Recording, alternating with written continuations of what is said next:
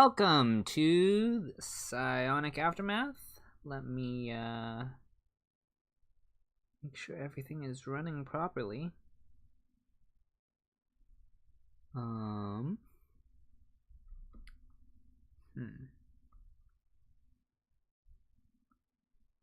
Should be going, but I'm not seeing it.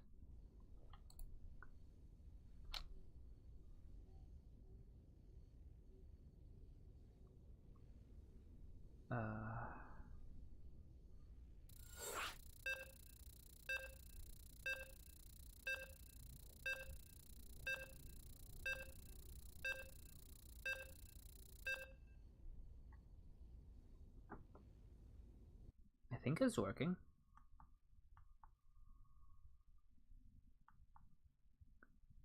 Oh, yeah, okay. It's running. I need to update the thingy.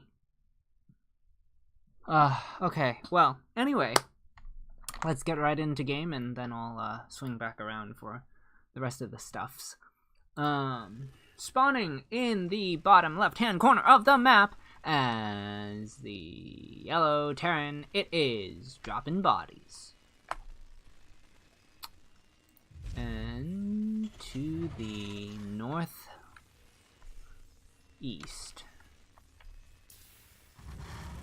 it is the blue Terran Illusion. So we're gonna have a TVT to start things off. There is a stream delay, so I'm like checking to make sure everything's like running properly and not even okay. Yeah, we're good.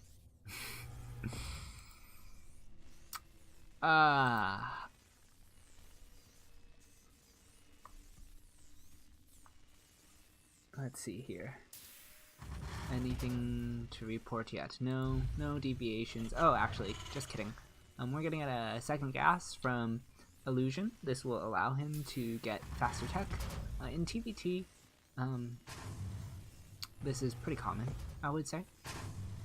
It definitely does imply a certain amount of one base pressure at minimum, but looks like Dropping Bodies is gonna do the same thing, and we shall see how this develops.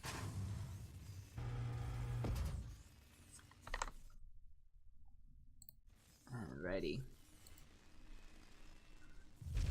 Dropping Bodies will get the SCV Scout, as the depot is not yet done for, or the second depot is not yet started for Illusion. He is starting it now, but it is not in his wall. The Reaper will come out and kill that SCV. Meanwhile, Factory is just now starting for Dropping Bodies, so slightly behind in that regard, but all in all, it shouldn't make too much of a difference.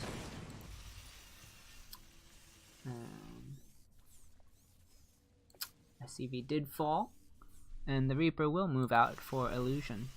Meanwhile, Dropping Bodies Reaper is staying at home, and he'll be ready to greet the scout coming from our blue Terran. He is going to start up his own starport, and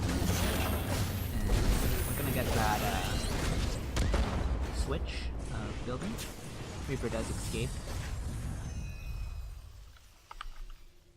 Did not get any kills, and the starport will also start up for Illusion. So, Dropping Bodies rather. So, pretty much mirror builds. Just slight delays on Dropping Bodies side of the map. So, I would say this early game, while not a whole lot has gone on, it's kind of indicative when you're in a mirror matchup and you see this kind of slight advantage without any real pressure being applied. I'm not saying that there's any distinct skill difference yet, but it's in a way foreshadowing. We're gonna see a faster Banshee for Oh, okay. Illusion not yet opting to go for a Banshee. Instead, he's going to get a Viking. That's going to allow him to defend against any starport harassment. I'm not sure what he intends to do from here. He's actually going to use that for tanks. So he may need to save a scan or put down turrets should that Banshee get Cloak. Cloak has not started for our yellow turn, so that may not be a factor. He may opt to just play this with normal Banshees. Oh, I don't have any liquids. Okay, I will be getting something to drink once there is a break in the games. Oh, this is unfortunate. Oh, he saw it! Okay. This Banshee is gonna wish it had Cloak, but it does not. And it will not get it. Drop-in Body's getting his own Raven. While there's no Banshee coming out of Illusion, that Raven can potentially okay,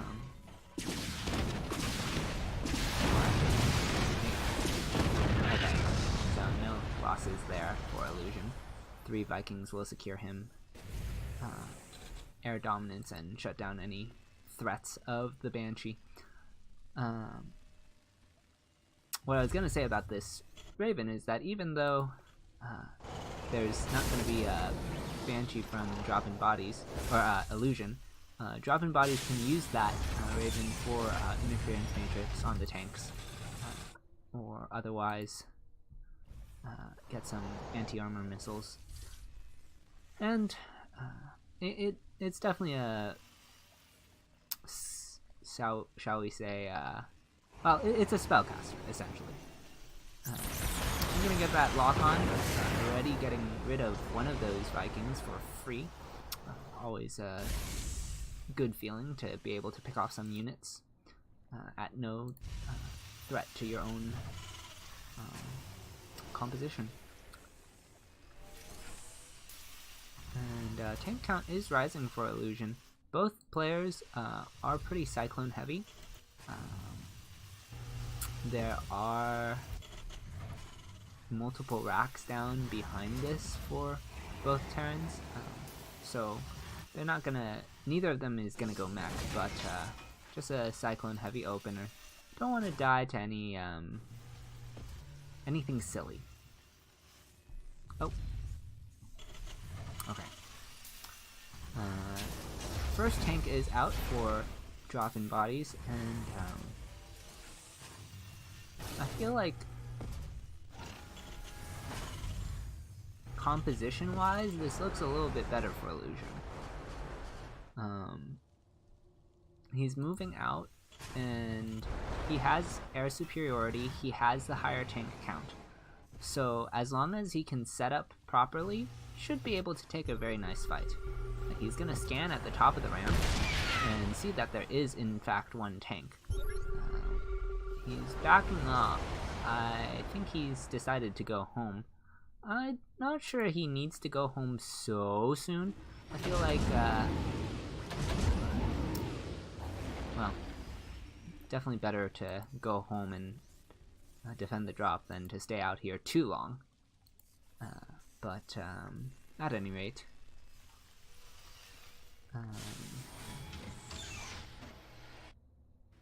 there will be that drop coming around, and scan goes down. Drop-in Bodies wants to see what the status of the third is. It is not on location, it was not built there, but it is complete. So maybe this scan is slightly misleading for Drop-in Bodies. His medevac is going to unload, I think. I'm not sure about this. Anyway, the third does float over for Drop-in Bodies. He's kind of put it in this curious location. I think he feels like he can't defend this spot more so than anything else.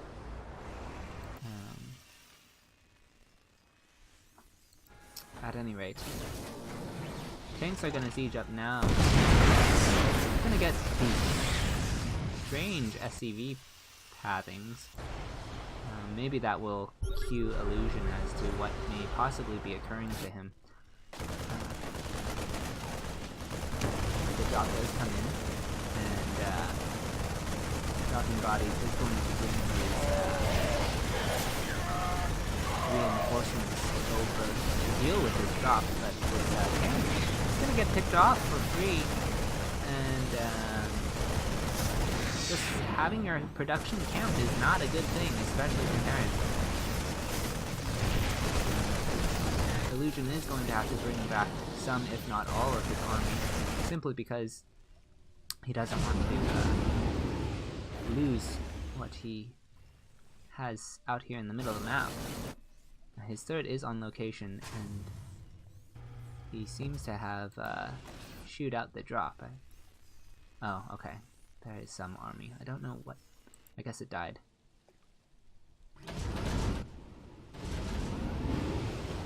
Another drop is gonna, or a pair of drops are trying to fly out here. Vikings are in short work of that. Minor damage on one of the tanks. Nothing to write home about. Cyclones did snipe the third, as the later SCVs did foretell. This drop, okay, I see. This drop went away and came back, and it's gonna go away again. As it's really the only threat that dropping bodies has in order to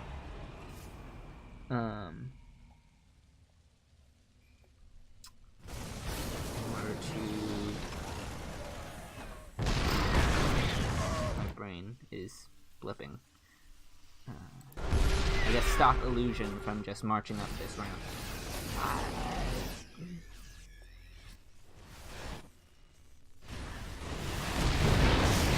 Raven does fall, and with this contained setup, I think illusion is in a very dominating position.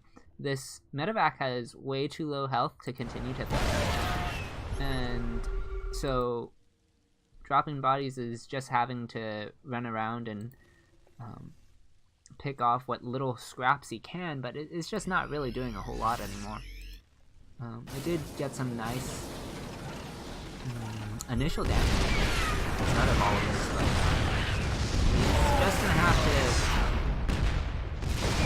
I mean, where can he expand to? The economic lead for illusion is reflected in the 50 supply advantage. Now granted, neither player has spent the money, but that's kind of to be expected. Illusion is going to pick off the air units there. Thor is out for dropping bodies. That can kind of skew the numbers in an air fight, I suppose, but even Vikings, so, well, okay, 2 big ones. This drop is going to pick off a reactor, and then that's about it. Kind of run away with 2 Marines. Oh wow, okay. Why not?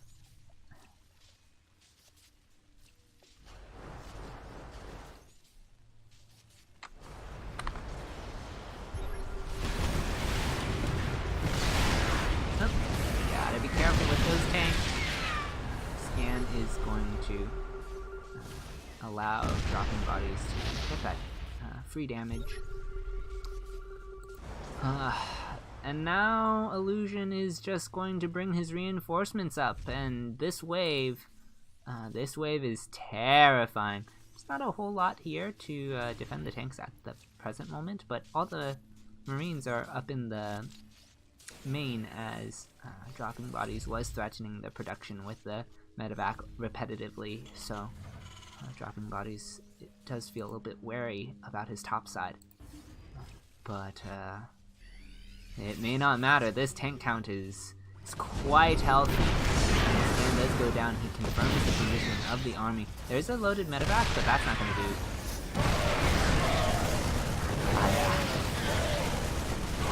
That's not gonna do stuff.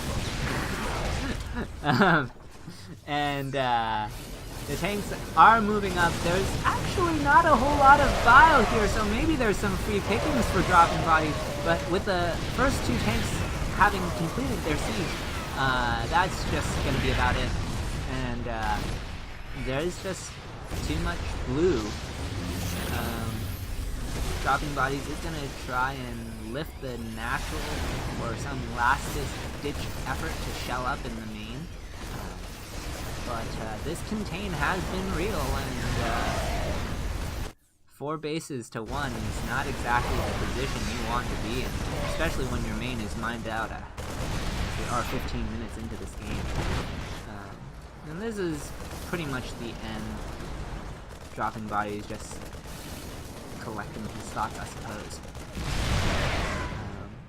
1 is doing better, perhaps. Another drop is going to be loaded out as he's looking to close out this game once and for all. It's pretty much done, and dropping bodies.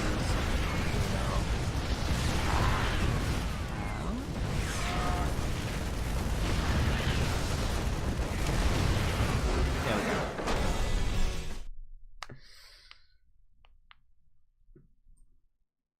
Alrighty.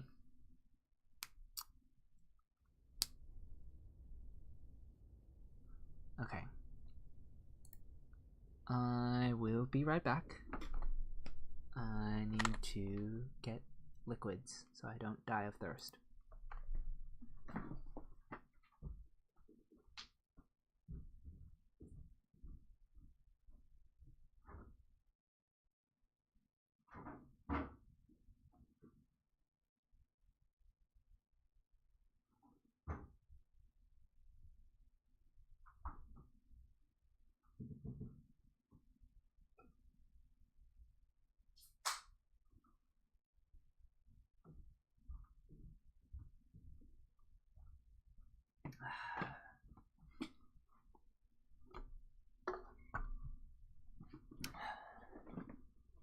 Okay.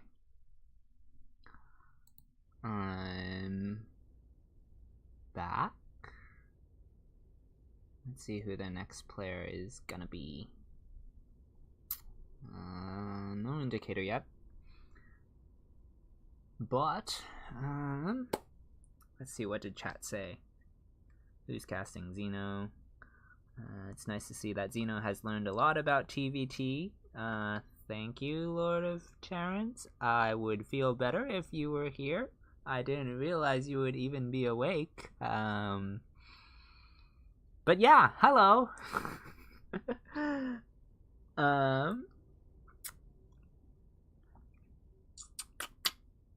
Let's see. Looks like he's gone offline. So, I imagine he's trying to go to sleep.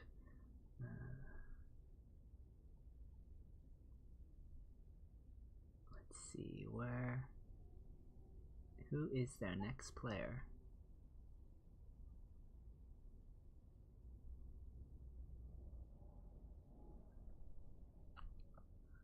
So, for those of you that are unfamiliar with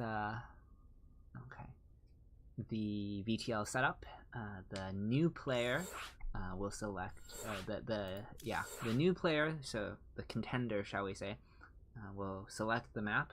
In this case, it is Fracture. So we're gonna see Illusion versus whoever their next platinum is. You get 2 platinums, 2 diamonds. There is one caveat, is that your platinum, should they promote to Diamond 3 with over 75 games, they retain their platinum status for the entirety of the season. Anyway.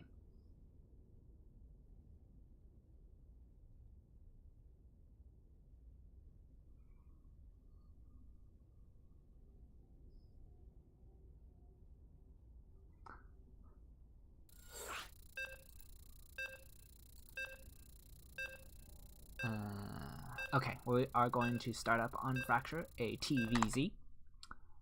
And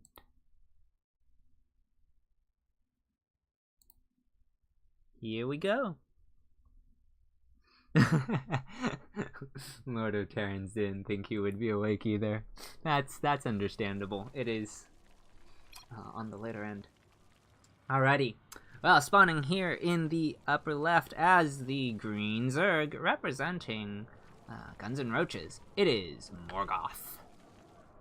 That's a fun name. Fitting for... it feels fitting for Guns and Roaches. And he is used starting off with a 12 pool. And his opponent, can he defend?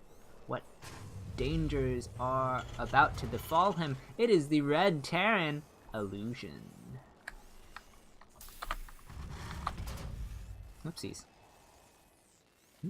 Oh, I forgot that. Okay. Yes. Okay, we're good. So, fast pool, no gas. So, definitely has some aggressive potential, but I do believe he'll look to expand behind this. I'm not entirely sure why we would go for a 12 pool over a 16 pool in this matchup, if the objective is to just cancel the CC. But anyway, I don't play Zerg, so I'm not 100% sure if there's something about a 12 pool versus a 16 pool that, gasless at least. Definitely with gas you can transition into something else like Ravagers or Banelings behind it. We're gonna get a factory down for Illusion, and it's a nice defensive posture our Red Terran has adopted. There is a Marine behind this wall, so not gonna see a whole lot of damage done by these Lings. I suppose the 12 pool can... Oh gosh, I'll be right back. I'm gonna put it on the Terran's vision. SCV ready.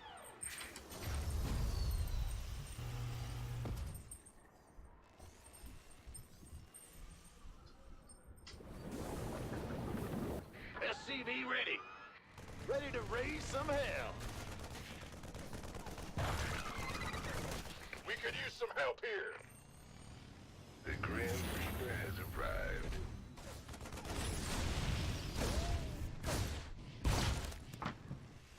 Okay. Sorry about that. Reaper is here, as well as a Hellion. What was I saying? Starport has gone down. Force overreaction. Yes, that is a possibility.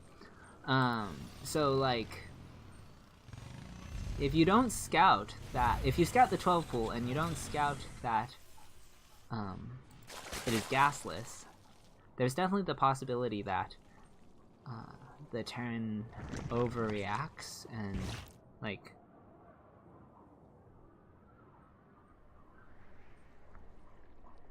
I don't know, does something non-economic, or and then it gets stopped. But let's see. Oh, very nice grenade. Gonna roast some of these Zerglings. 5 Zerglings have fallen this game. Command center is nearly complete at the natural, and a third going to go down for Illusion. Really good catch-up mechanic, all things considered.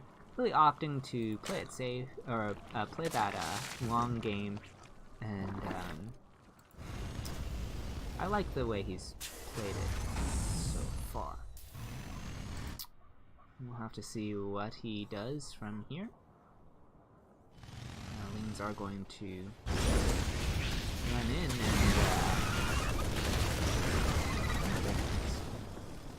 very good control.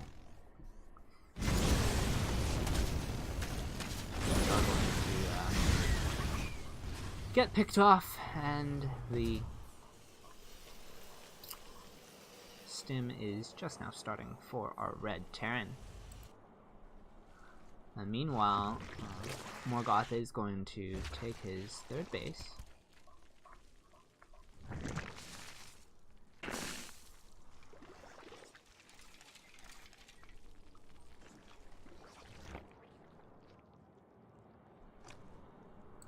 Right? He sent his drone over here. He has the... Oh, I guess he didn't at the time. Oh. What happened? Okay, there it goes. And these Hellions are going to run into the main and drop themselves off. Go for some drone kills. It's barbecue time. And they're lining up. Okay, there's a good first shot. First couple of shots. Oh boy. Roaches are here. Finally. There. Oh, this drone is so brave. Oh, that drone. Someone give this drone a medal. It did nothing, but it was not a coward.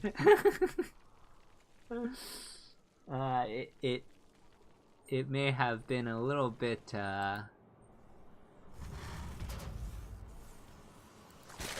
stupid, but it was not a coward. This drone. Anyway, roaches are going to come across the map, and what do we have back at home? We have 4 cyclones, bunker, marauder, handful of marines, couple hellions, I guess. They're gonna do a whole lot. Oh, liberator, okay. And drones. Oh gosh, Morgoth. Your army selection is concerning. The drones can repair the roaches, right? Oh man, I feel bad for these drones. These drones are like sheep to the slaughter. You're not supposed to be here. Oh, and they're just gonna be left there as the roaches are retreating. No! No! Oh. I can't even.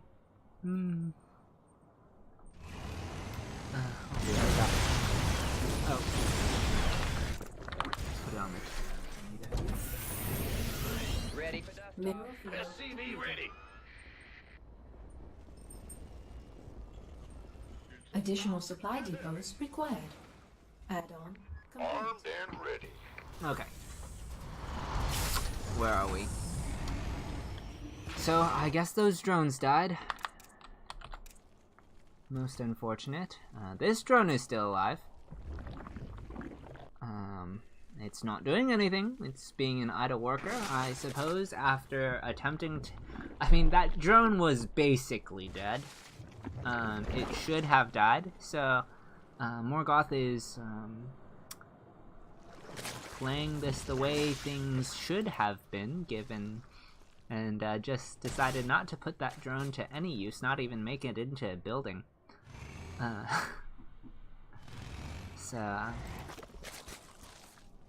But yeah, this drone deserves a break. Liberator is gonna siege up in this really wonky position. It's gonna get shot down, but this hatchery will die, and with the death of this hatchery, Morgoth is kind of in he's not dead. He has an army, but he's mostly dead. He needs something of a miracle at this point. He does have that army which can theoretically, like, I don't know, buy all the tanks and clear everything out. So, like, this is his best opportunity, but he's kind of taking this engagement away. Oh, those are some nice bios to start things off. He's gotten through a good portion of the bio. He has to be careful of the tank, which is parked at a considerable distance. He's trying to get a good engagement. I'm glad he's not suiciding onto the CC. He's recognized his priorities of this game, but with that Liberator sieging up and the second tank swinging over from the top, I just don't see a scenario in which Morgoth finds his way back into this. Yes, he does have a third starting back up, and yes, he does have army advantage, but that's in Roaches, and as this game develops, like, these Roaches just get weaker and weaker, and I really feel like that was his best opportunity to close out this game.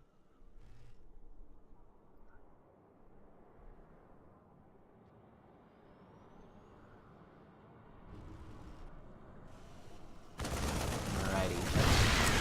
He's gonna try from this other angle where the army is not. Could have sniped this tank had he jumped on it, but I don't think he was aware of his position. And now with the army moving in, his Roaches are trapped, and that's just gonna be it. Morgoth knows it. He taps out. There's the GG. Illusion will go to game 3. Itching for that all kill.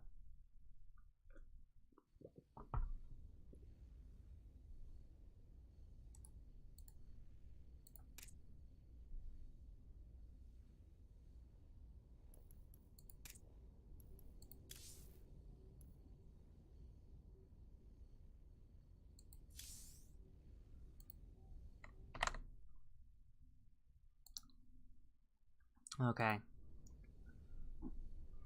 Next player for Guns N' Roaches will select the next map. We await their selection. I don't know how else to put that. Yeah. Really strong start for Illusion. Let's see here.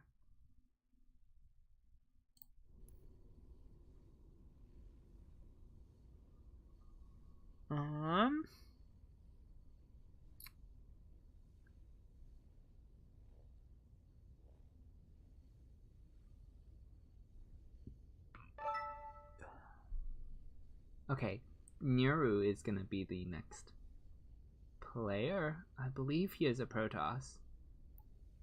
And I believe he plays a very unique style of PvZ. I don't know how he plays his PvT, but I imagine it's actually similar to the way he plays his PvZ. A lot of people, their PvZ and PvT are relatively similar, and their PvP is the odd one out, just based on openers alone. But that's not necessarily true across the board. We'll have to see how this next game goes.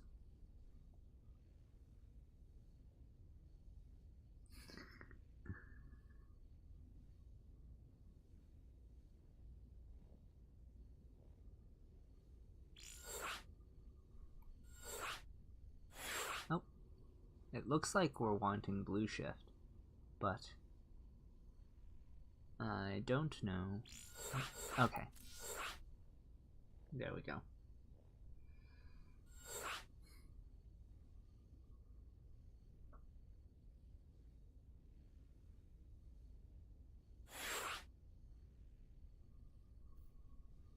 I'm not playing.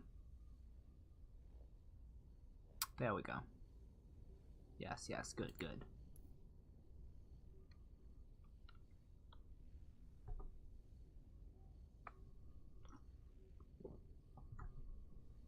Okay, so we've seen Illusion play and dominate a TVT.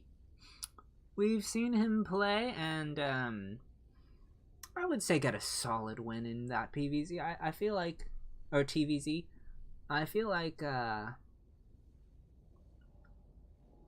a lot of his advantage that game was just a 12 pool that really did nothing. Like, he just scouted well and reacted accordingly. So I'm not so sure that was very indicative of his actual TVZ skill. Like, he played well, don't get me wrong, but, like, some of it was regardless of him. And, I mean, other than scouting, the scouting was great, the reaction was perfect, and that's what you need to do in that scenario. But, anyway. Let's see, we have here a PVT, and spawning in the upper right as the teal Protoss, representing guns and roaches, it is Nero. And to the southwest, winning the first 2 games, it is PsiX Illusion.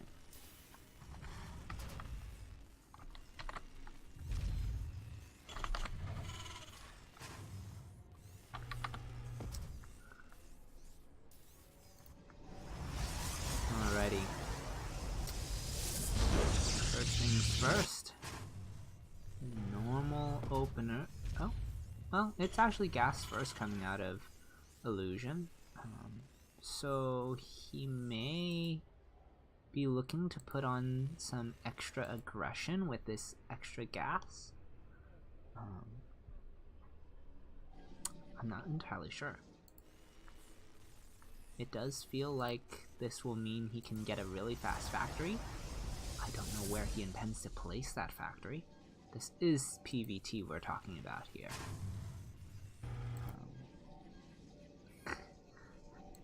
So, yeah, based on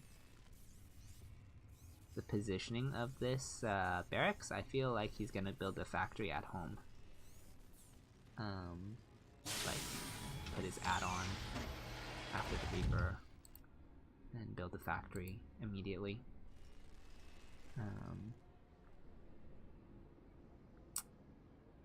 He starts his CC now, that will be very nice. He's kind of maintaining this. Wow, I thought I was the only one that pylon blocked command centers.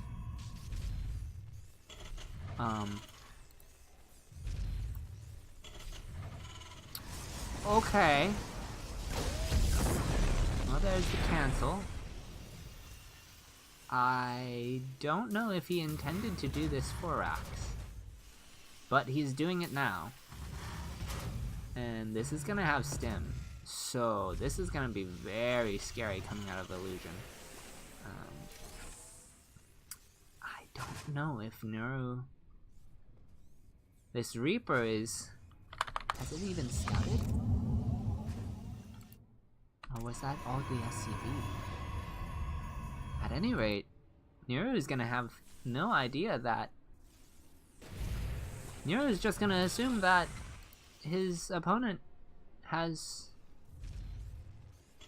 expanded. No, I think he always planned to do this for Rax because that's all this gas can go into these add-ons and the stim, and I think Nero is just gonna die before he can get disruptors.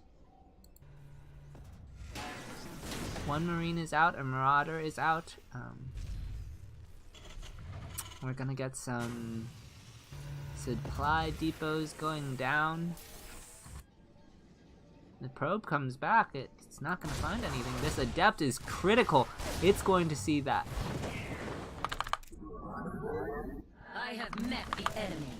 It's gonna see the bio. I'm not entirely certain if it confirmed that there was no... Okay, he knows now that it is a 1 base Terran, and he needs to know that. This is going to trigger a move out from Illusion. Stim is nearly done. The command center is going to go down behind all of this, so as long as Illusion can get some probes and kill this natural.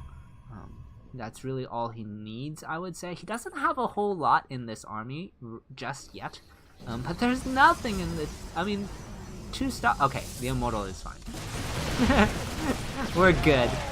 Daddy Immortal is here. The shield batteries will finish up. There are 2 pylons, so that will not be sniped.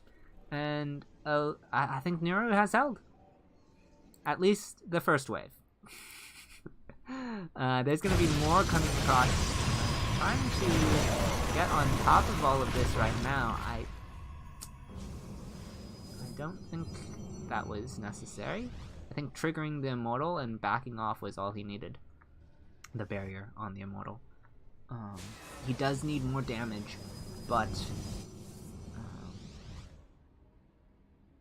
okay. Yeah, no, I think this is very good for Nero. He's gonna be able to push the Terran back now. Illusion can stim, I guess, but do you really want to stim to run away when you don't have medevacs? I highly doubt it. Third command center is starting. There is no factory yet for our blue Terran, and Illusion is going to be in a lot of trouble as this game continues. He's going to try and just out macro, in a manner of speaking, just make more stuff, because he's not really, he doesn't even have combat shields starting. He's just putting everything into these bioforces, and Nero does have to be careful. Like, while he did defend, he didn't actually kill the army. That army went home for Illusion. So Illusion still has, I mean, like, he lost some stuff, of course, but this Splinter Force is gonna run around the army. This is a really strong decision. Nero is not gonna be thinking about the counterattack, particularly as he knows that there's no starport at this point in time, or at least he should know. If he puts 2 and 2 together, that is. Oh, the force shields are good, and the bunker does fall. Illusion is in a little bit of trouble, but he's putting on some aggression of his own. He's gonna snipe these pylons, and well, he gets one. He sniped a pylon. Meanwhile, at home, he's taking a lot of damage himself. This force is pretty much cleared his whole defense. Neither player really has a whole lot here. 4 deaths are on the high ground for the Protoss. He is now moving into the main of the Terran and has just too much stuff. This production is useless at this point. Illusion is not really doing a whole lot with it. He is now moving up. But there are 8 Adepts here, and against just Marines that aren't even fighting together. This does not look good for Illusion. Look at the supply. Who has this game? Illusion will tap out.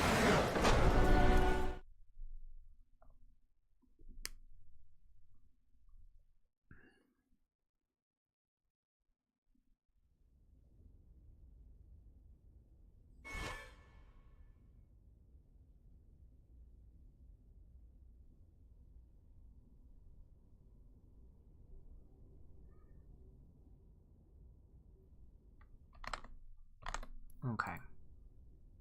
Let's go find our next player.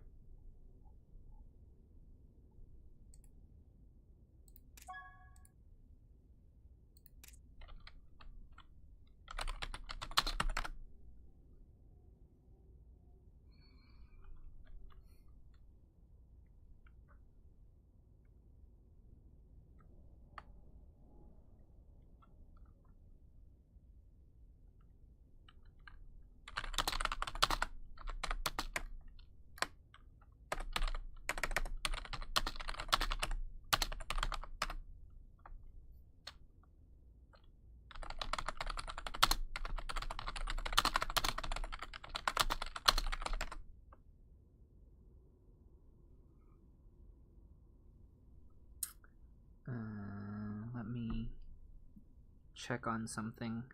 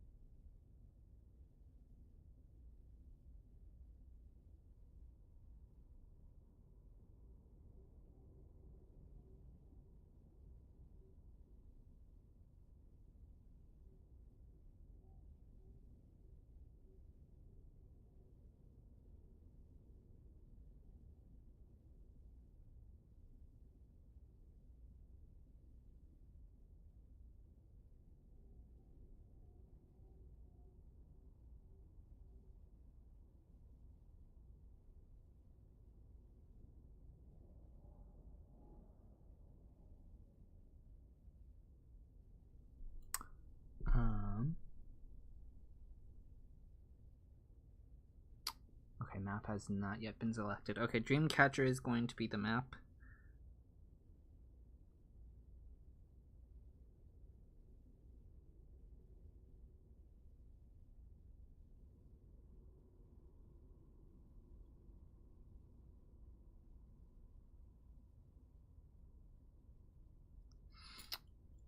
And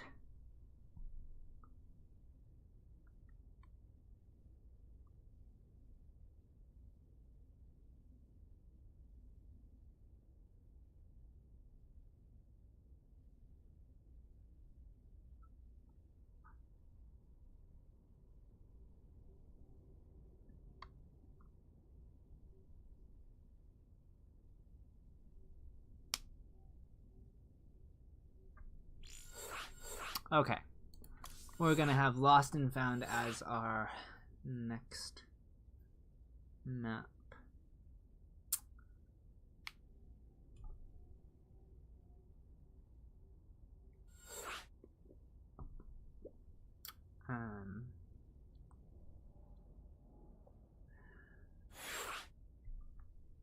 I'm not playing. That's not right. That's not right. Oh, I didn't change the scene. I guess I don't have to worry about it then. I'll just leave it.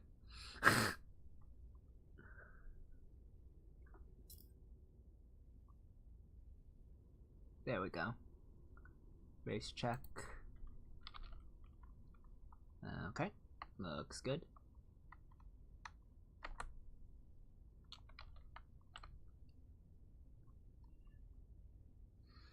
Alrighty. Okay. I guess Missy... Messitic? Messitic. That's how it was. I think. Messetic? Messetic? Was it Messitic or Messetic? Oh gosh. Well. He sent an audio clip of how to say his name. I want to say it was Messetic, but it could be Messitic. Messitic? I know it's a meh. I just don't remember if it was I or E.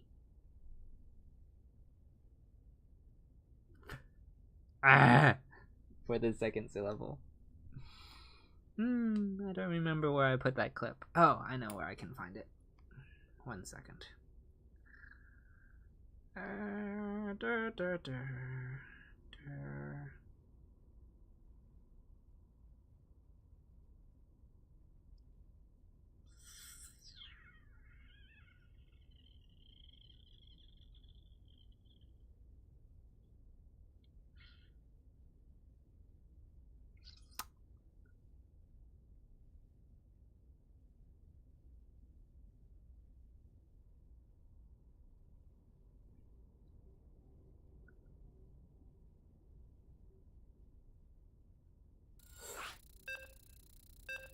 Guys, the way how you call my ID is Messitic.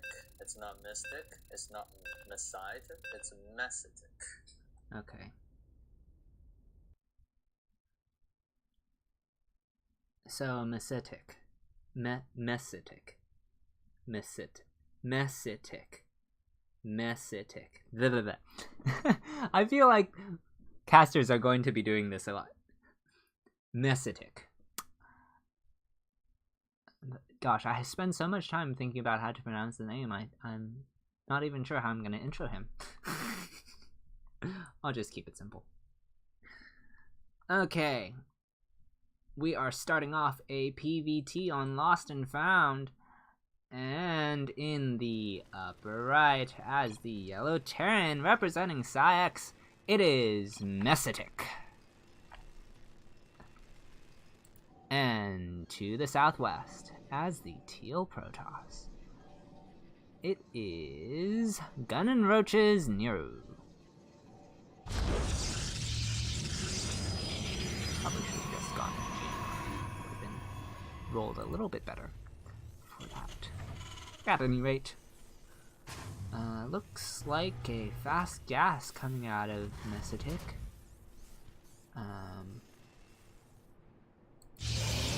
I would be shocked if he did the same build. I think this is probably a... well, he didn't send an SCV out, so I was gonna say a proxy cyclone, but with no SCV out, that's not gonna be the case. Maybe a in-base factory?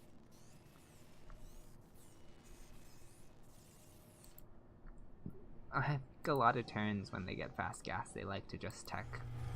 But we did see fast gas into stim play the last game. Well, I should fix the score. 1 and 2 and 7. Okay. So Reaper has started up, and see that pylon block yet again from Nero. SCV is starting just off location. Nothing to write home about, especially as there is no follow-up aggression coming with this. The CC is just going to be slightly off-center until it is repositioned. I'm not so sure I agree with the pylon block if we're not going to go with something that capitalizes on it. I think it's 25 minerals. That doesn't really do a whole lot, but at least he's getting it. At any rate, command center is nearly done for Nero.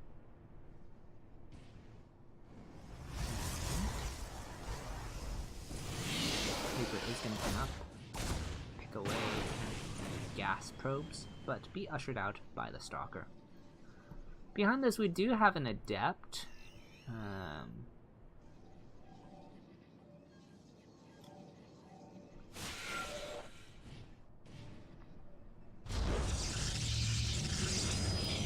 The Robo has also gone down, so things are relatively normal on the Protoss side of things.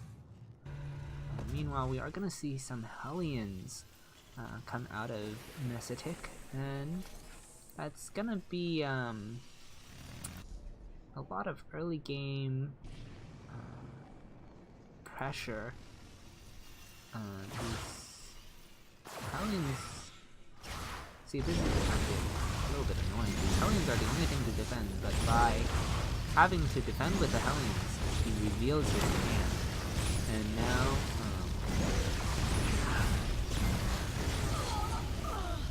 Nero is going to be able to wall off his natural should he so desire. He definitely has the money for those second and third gates, but instead he's going to his main, and these Hellions are gonna just run in. Oh boy. There we go. It's barbecue time. Oh, nice Stalker wall. Okay. He does have the Reaper, so conceivably he could grenade and run up the wall, but with the Immortal here, that's not really gonna do a whole lot. There was a little bit of an opening, I guess, but that would be suicidal, and I think he wants to keep these units here just to see when Protoss moves out, and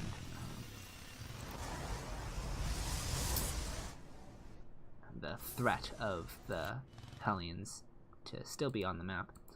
Conceivably, he could get a medevac and join up with this. He's committing to more Hellions, and I don't know if I really like this. I would have liked to see a, because he is going into bio, so yeah, the barracks are starting up. So if Nero just plays defense, there's not... Okay, this is a nice opening that he's found with his Hellions. Well, I feel like he goes straight after that, but he doesn't know what we know. His Hellions are... See, he's lost 7 Hellions and only killed 8 probes.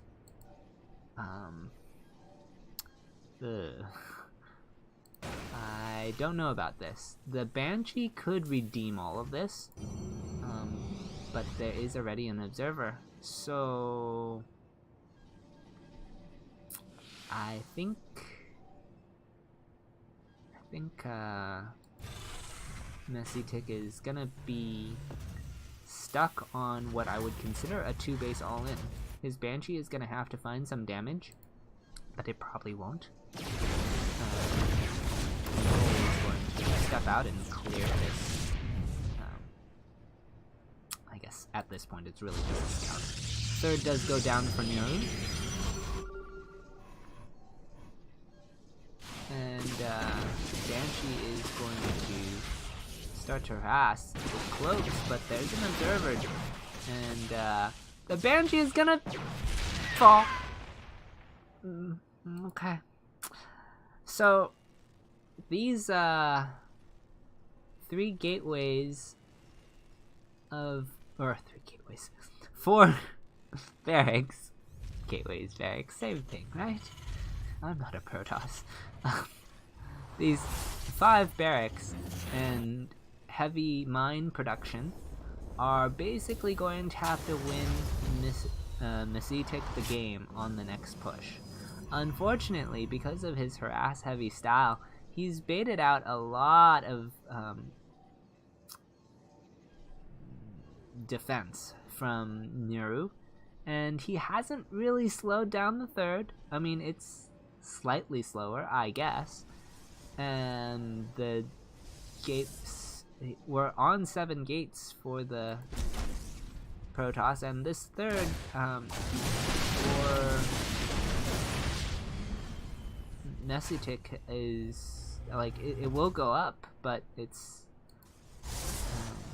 behind, and Nero knows how much it's behind, so, really, this has to...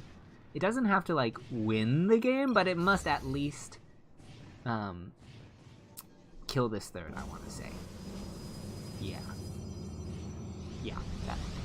Yeah. Mines are gonna burrow, and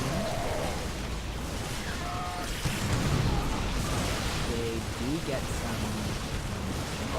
There are still more mines behind this, and oh, this is a very nice siege that he set up with all these mines.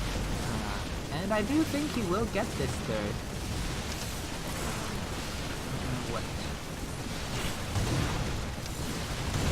Okay, he does get it, but the charge slots are running in now, and the stalkers are also pursuing.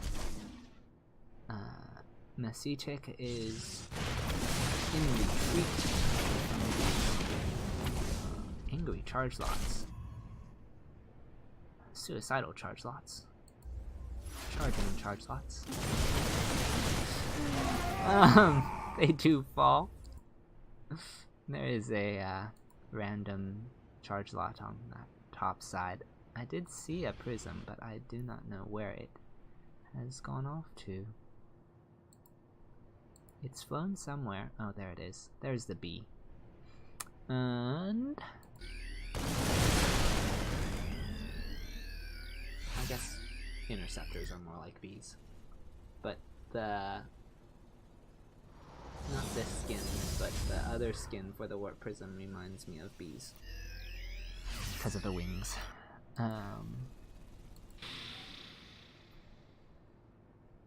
Alrighty. The Lone Marine does scout. And I think Macetic saw the prism that's over here now, and so that's why his army is positioned in this really weird location. So it's like way out of position for where the prism actually is and where the charge lots are actually coming from. This is really bad for Macetic. That's unfortunate. His reinforcements are gonna get here faster than his main army. There's a mine that should go. Oh well. But the bio can turn this up. This command center is not being repaired. Repair! Okay, thank you. We do have 2 liberators and a handful of bio. Just flirting with death, you know. The liberators will get away, the marauder will get away, but they've seen some things.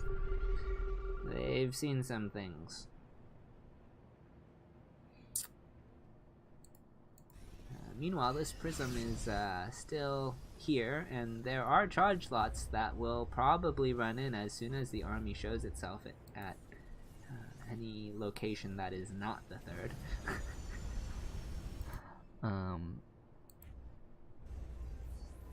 Fortunately, they will run past the charge lots. Hopefully that will prompt him to engage on the... yes, okay, he does in fact see that prism and is trying to get it.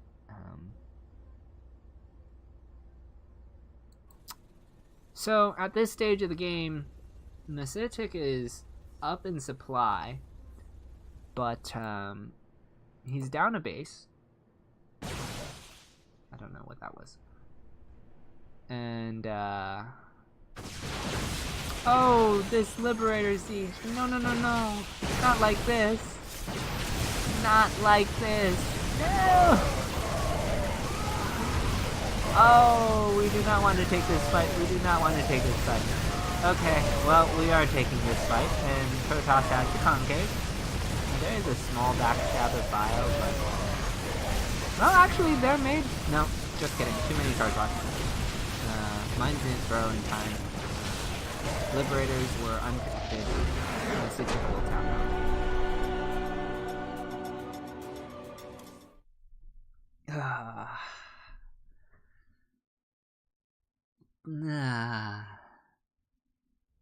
Okay. Well, that was painful. Let me see who's next. 1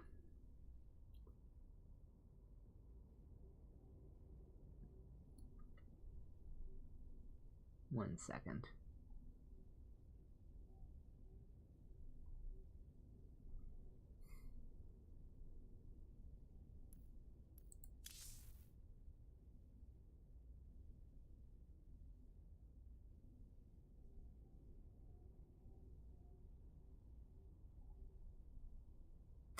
Okay.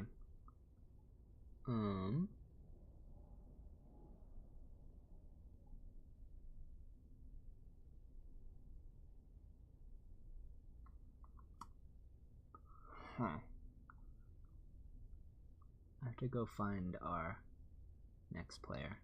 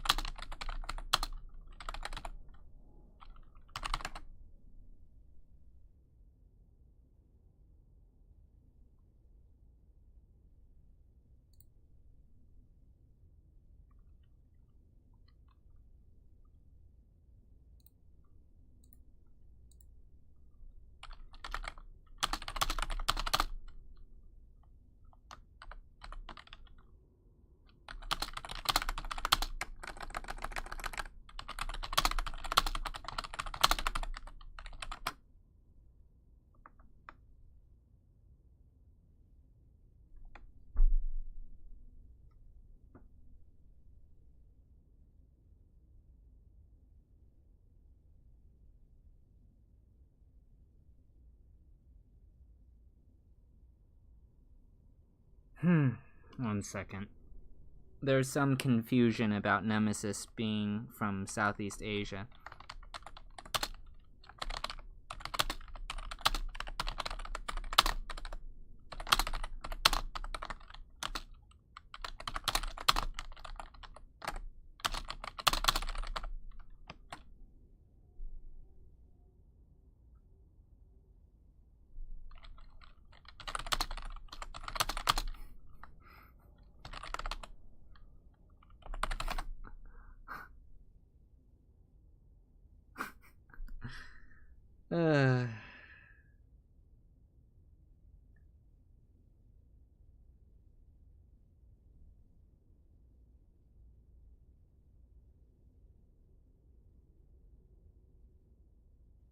Hang on.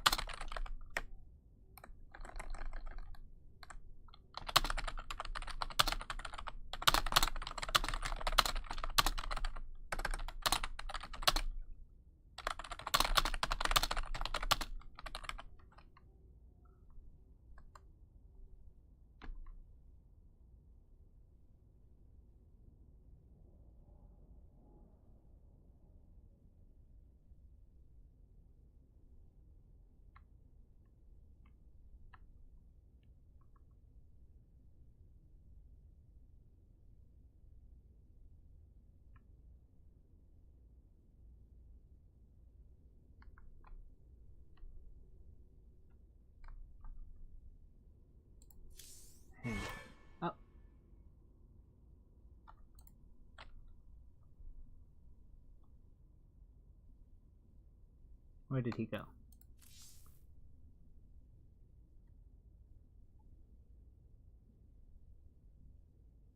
Where's Goodman?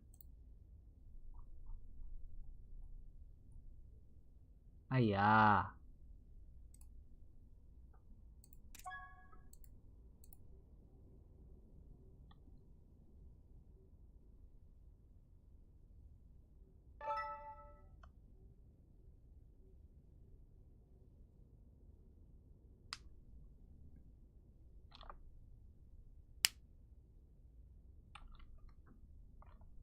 Okay.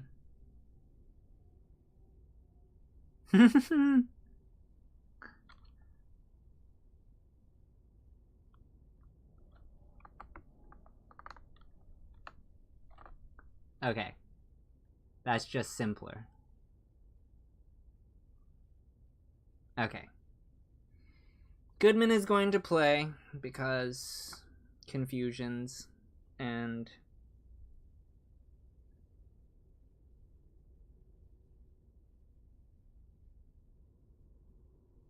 stuff.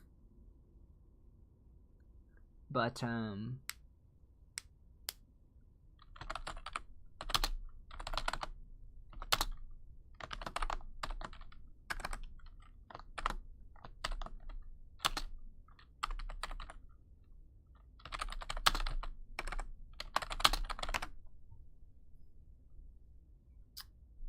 yeah. Anyway, it happens. Not everyone knows who Nemesis is. So, it's unfortunate that this whole thing goes on because people don't actually know how the Southeast Asia server used to work. But it's no longer the case, and that's actually a lot of why it was dissolved, I think, is because just the environment didn't foster competitive GM scene. Looks like we're gonna be playing on Acid Plant next. And yes, I actually also have an Southeast Asia account because back when there were multiple servers, I decided to dabble in everything. I was curious what it was like, and I didn't know what ping was.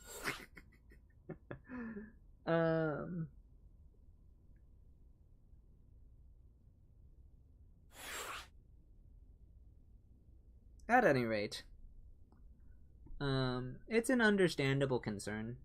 It's just a little bit frustrating because we go through this process every time Nem has to play. Oh man. So like, normally I like to get that out in the open just so that we don't go through this process but it is what it is.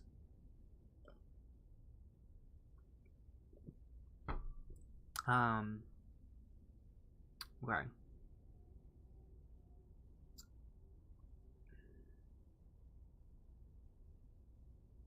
Looks like Goodman has decided to play Protoss as opposed to random.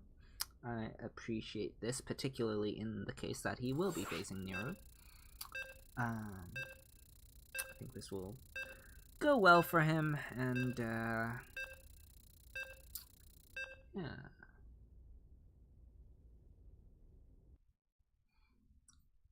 We'll see just exactly how Goodman decides to play this out. We are on Acid Plant.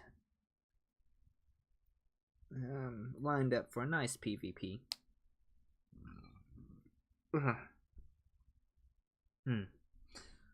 And spawning in the upper left as the Teal Protoss. Representing Guns and Roaches, it is Niru.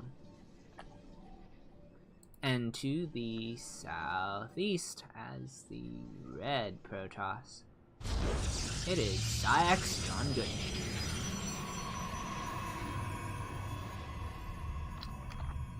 Let's see here, we're on 2-2. And this is a best of 7. Alright, a 14 scout coming out of both players. With gateway follow-ups on both. It will cross in the middle of the map. I kind of wonder if both players look at each other's probe scouts and wonder if they're being cannon rushed.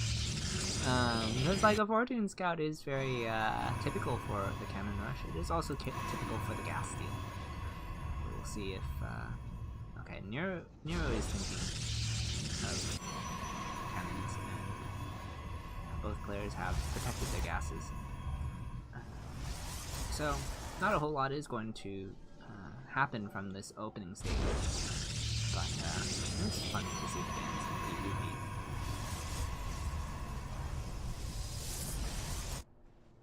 At any rate, it's all good, Nemesis. It's what happens. People just aren't aware, and that's okay. You're not really expected to know everything, and you shouldn't be. But it's unfortunate. That's awkward. Potentially that could trap a stalker. It is unlikely that it will. I do not believe that will not trap a zealot, but a stalker, if the rally is not set, well, the stalker should spawn here. So that should not result in a trap. Okay, well, the rally is set out of the base anyway, so we should be fine on the Goodman side of things. No tech has been selected for either player yet. It is going to be a stalker opening for both players as well. Stargate gonna go down for Goodman. And we do not yet have a tech or expansion for our teal Protoss. Stalkers are looking for proxies. Not gonna find one, as there is not. And we're gonna see the Robo again from Nero. I think he does favor Robo play over Stargate play, as he has yet to show a Stargate. Shield battery in the main, so that will finish in time for the hypothetical Oracle. It might just be Phoenixes.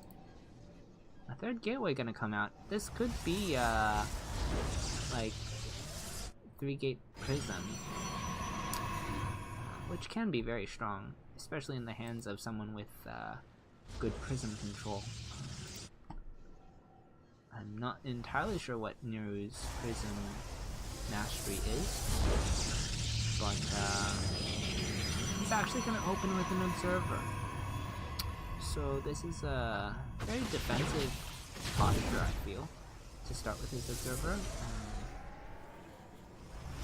I'm not entirely sure. Okay, he is thinking of an expansion. This is considerably later than Goodman's. Goodman's is really done. Goodman's gone for a Void Ray. Oh, I see. He didn't see a expansion with his probe. He had this probe at the natural for a considerable amount of time, and not seeing that expansion, he knows the only thing that can kill him is an attack. He knows that, okay, I am ahead on bases. As long as you didn't ninja expand to the gold or something unusual like that, all I need to do is sit back and defend, and I should win this game. And that is the correct analysis. There is going to be an Immortal coming out of Goodman next. And the Oracle flies in. It sees a number of stalkers. It's going to cast a Revelation. It doesn't get the Observer, which would have been nice. It does get the straggling probe, and will fly out.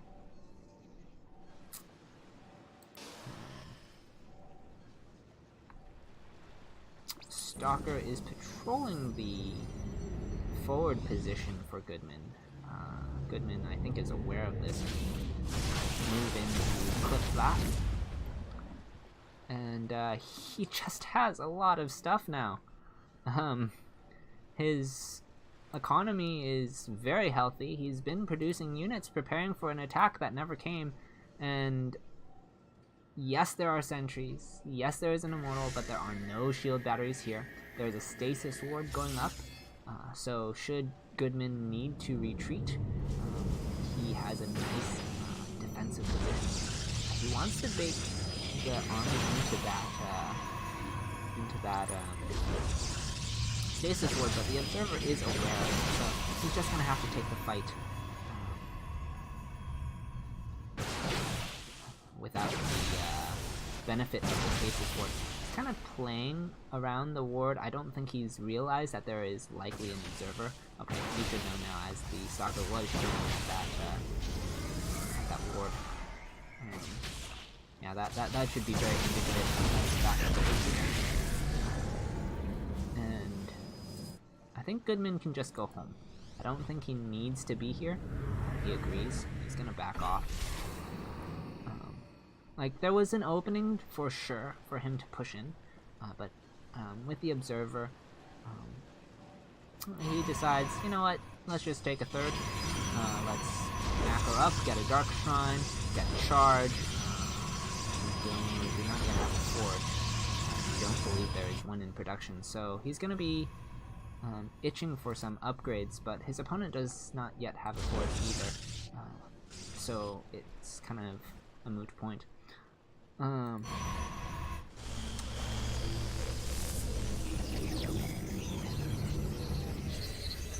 6 gateways for Goodman, whereas we are on 5 gateways for Niru. Army supply is pretty even, but worker supply is significantly in Goodman's favor. His third is also considerably faster. This Oracle is sitting at the third. I'd like to see it stasis ward this and swing over to the other third.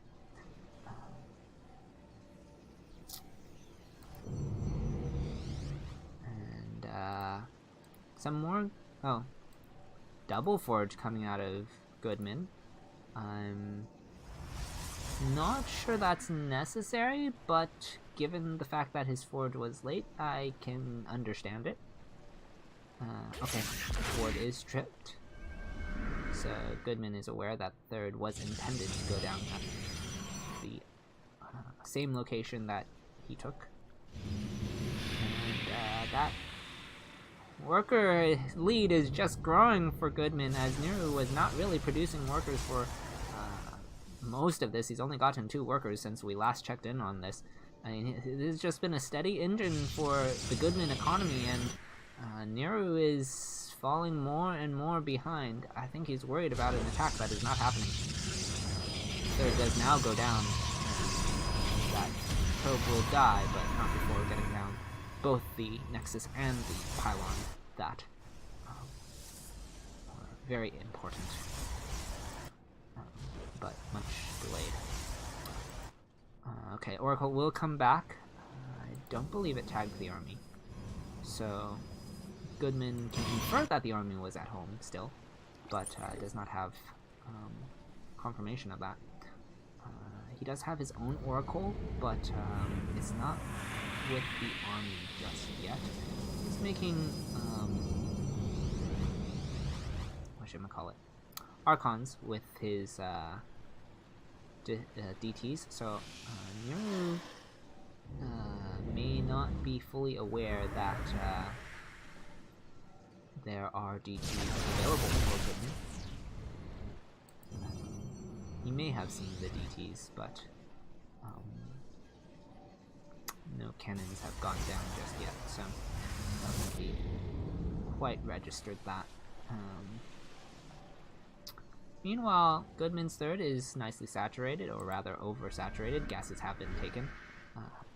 He's gonna have a 1-1 timing over... Well, 2-2 is actually almost done for Niru, as Niru has been putting those chronos into that forge and really catching up that way. So 2-2 should be, I'm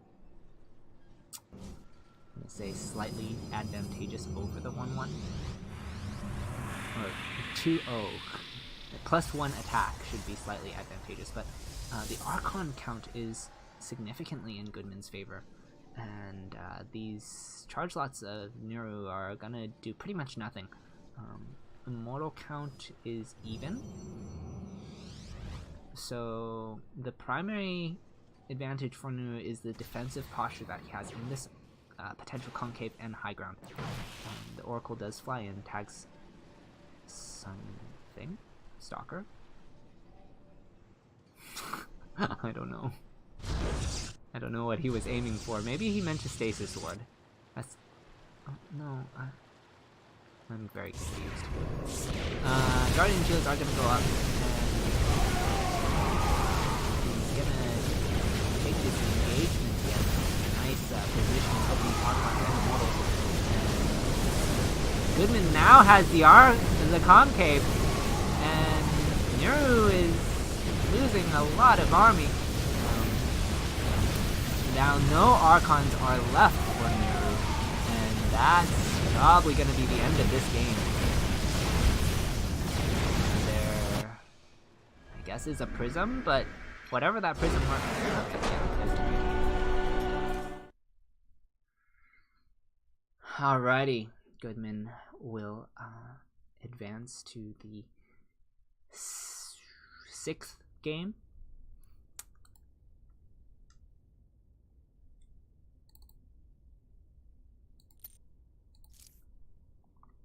Okay.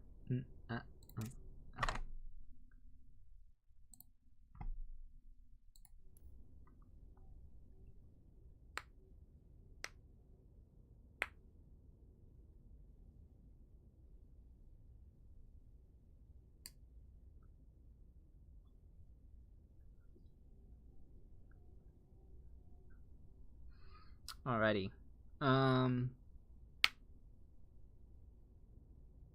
Okay, so I don't know who's next for Guns and Roaches. But just a quick sentiment about the Nemesis confusion thing. I don't really fault anyone for that. It is annoying. It's just kind of the result of, like, circumstance. Really, it's an expected reaction from Guns and Roaches to just be kind of wary that, hey, who's this guy that you're putting in? And it's understandable. It's incorrect, but it's understandable. It's perfectly human and logical. Or, I don't know if logical is the right word. Within a reasonable deduction. It's missing some data, but it's not, yeah. Anyway, I think this is gonna be a PvT on Dreamcatcher then, which leaves PvT on Dreamcatcher will leave a... So we did Acid Plant, we did Blue Shift. Parasite is the last map, should we need to go there.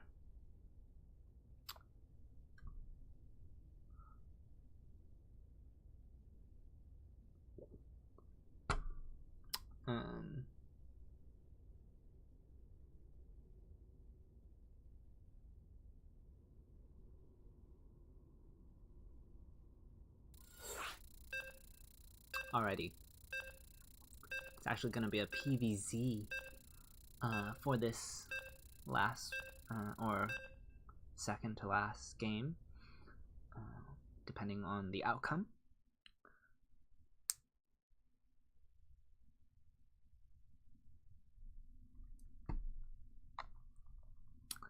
And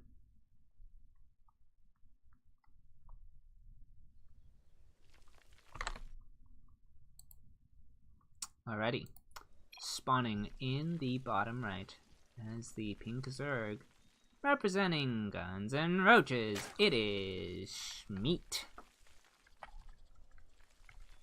And to the top left, as the purple Proton, representing Sonic Aftermath, it is John Goodman.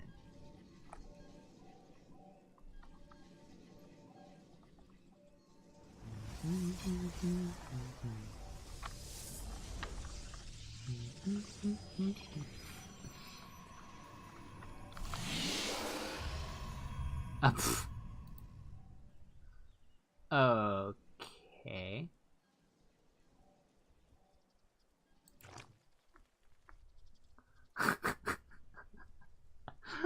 Oh man, the chat. Oh man. Well, it looks like Goodman has decided to channel his inner Haas this game. He's gotten this forge here, and his probe is gone out. It has not yet dropped a pylon. I would like to see that pylon go down here, given all things considered. Because if it goes here, it has to cross the Overlord vision again. Whereas if it goes here, it's out of vision and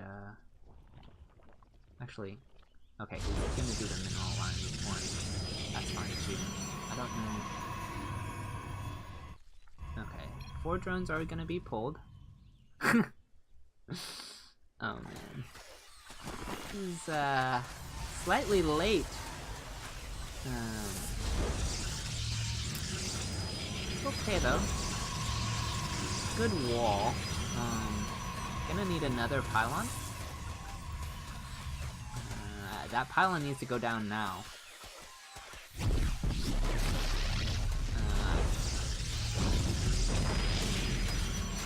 Okay. This is not gonna cut it, Goodman. Yes, this cannon will complete, but it's not powered, since the pylon was late.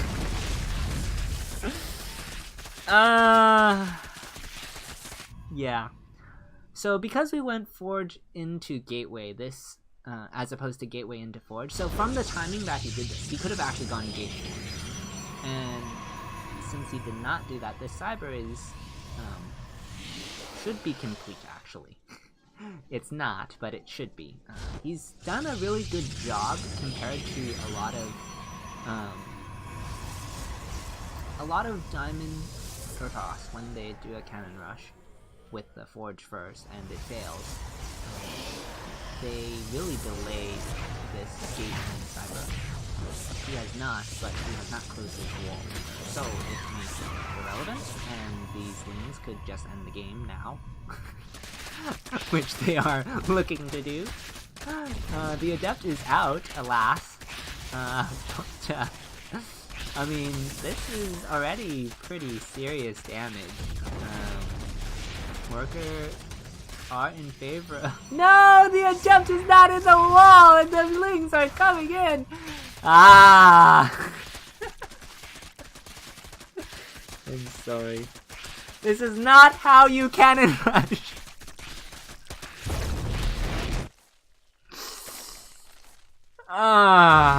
I'm just gonna put it on Berserk Vision, and I'm gonna walk away. This is depressing. My cannon rusher soul hurts. Our forces are I'm kidding. under attack. Okay, where are we? There are Banelings, and they are rolling down. The Lings are coming from both sides. Banelings killing the Adepts. This is lights out. Yeah, okay.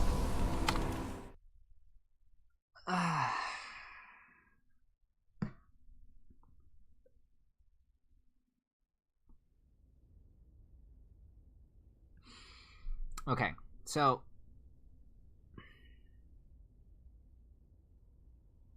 yeah.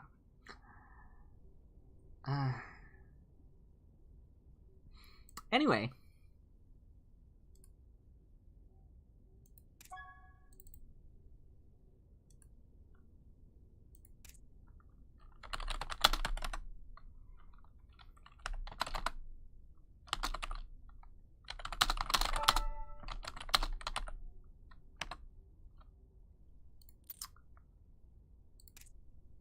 Oopsies. That's not what I wanted. Ah! Okay.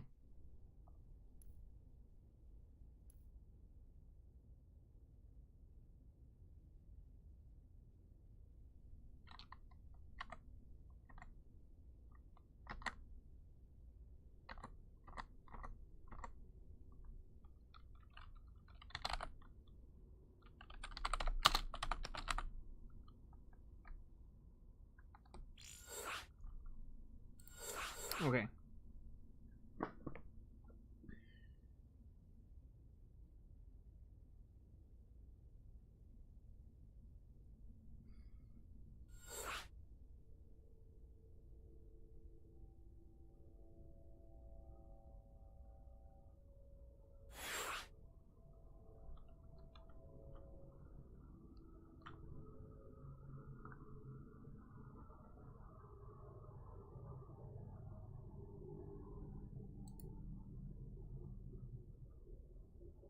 Um,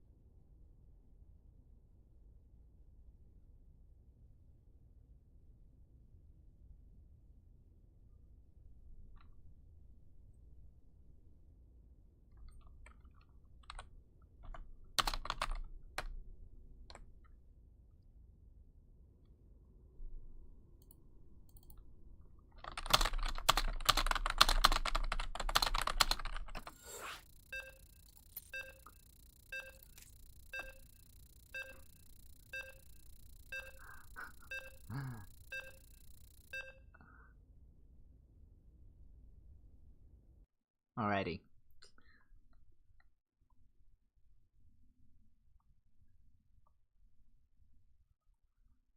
So,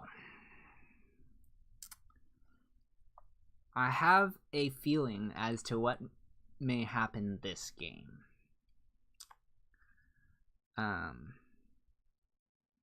And that may have something to do with why the last game went the way it did. But I will intro the players first, and then yeah. Let's just say there's more than one cannon rusher in PsiX. Alright, spawning in the top left as the pink Zerg, representing guns and roaches. It is Meat. And to the bottom right, representing Psionic Aftermath. A interesting pylon placement. It is Ethan Yule. Oh my goodness, this guy. Alrighty. So, here we're gonna have a cannon rush. I'm excited to see how this plays out. Nice pylon positioning. This is one of the... He's gonna be able to wall there and there. Yeah, it's not okay. He is aware of the that instead. That works. Would like to see the... Okay, there's a cannon and a gateway should complete the block. Okay, that's there's too much surface area for this cannon, I think. Yeah, gonna have to get another cannon and another pylon potentially. Did we lose a probe? Oh, I'm surprised that's finished. Thought we had enough drones on it, but I guess not. That's gonna have to be cancelled. We did lose a probe. Okay, that actually explains why this finished. Good cancel. That positionally was not going to ever do anything. And gonna reposition that pylon, and we're gonna get 2 gases as well as cybernetics for behind this. No gas steal, and gonna get the roach warren. So with the macro hatch, the roach production can get up considerably. I don't know if this zealot is really all that Well, the Zealot can actually go put on pressure. This is going to be the Robo style, as we do have a wall, as well as... oh, I don't think you need this second Zealot. The first Zealot is good. It can force out a lot of units that wouldn't have been made otherwise. The second Zealot may be superfluous. At any rate. Robo has started, and we're nearing saturation of the main. After hatch will complete. So we're going to have a Ravager response coming out of Schmied. Now, the one good thing about this second Zealot is it will confirm that there is no lair. So, if we look at this from his vision, he did see more or less all of that. He could have used an Adept instead, though. I feel like the Adept would have been fine. Maybe he wanted to save the gas. That would be it. Understandable reason. Stalker is going to poke, but there's already 4 roaches that will usher it off the ramp. They are not going to turn into Ravagers. We're going to start this dance of Ravager Immortal. As the Immortal is being cloned out, it should be out in time. This is not quite... You actually need like 5 biles to all. That's not too much of an issue for Ethan. It's unfortunate that he loses that cannon, but it's alright. The Immortal is out, which is the important linchpin to all of this. Looks like the Zealot is on hold position. Second shield battery will finish out just got a little bit of lag there. Talon is under threat. This is kind of dangerous. The Prism is not out yet, so these Lings can potentially trap the units. Okay, the Prism has come out. The vials are connected with the buildings, which is correct. Really gonna have to rely on that Prism micro. Unfortunately, he does not have a probe here anymore. So, but the pylon is gonna fall, and with that, no Immortal production. Ethan is in a lot of trouble at the moment. He really needs a transition of some sort that does not that is not dependent on this proxy. He's either gonna need a backup plan. Probe is not moving. I don't think he's really figured out how he's going to salvage this situation. He's just trying to hang on to this proxy, but that's just not gonna happen. Looks like he's decided to expand as his answer to a failed proxy. It is a possible response as long as he does not lose this Prism. This Prism can continue to pin the Zerg back at home as long as it runs back in. Don't lose the Prism! Oh gosh.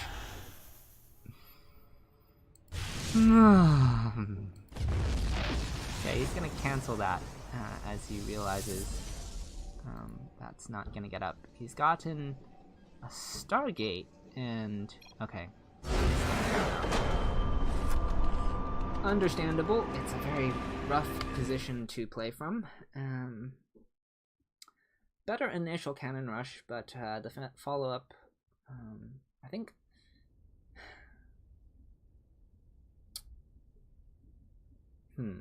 I have to think about that one.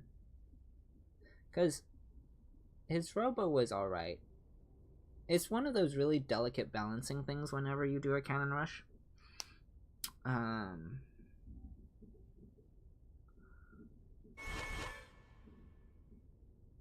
think really the issue was that he made a Zealot when he needed a Stalker. The second Zealot. Like, had he 2 Stalkers, then he could have actually kited those Ravagers for a considerable amount of time. I think that was the primary issue. The other thing was that he didn't have a second pylon to support that Robo, so his second immortal never got out. Had that second immortal, I think that actually was the bigger issue. Had the second immortal gotten out, then he has the micro potential to clear the entire Zerg army.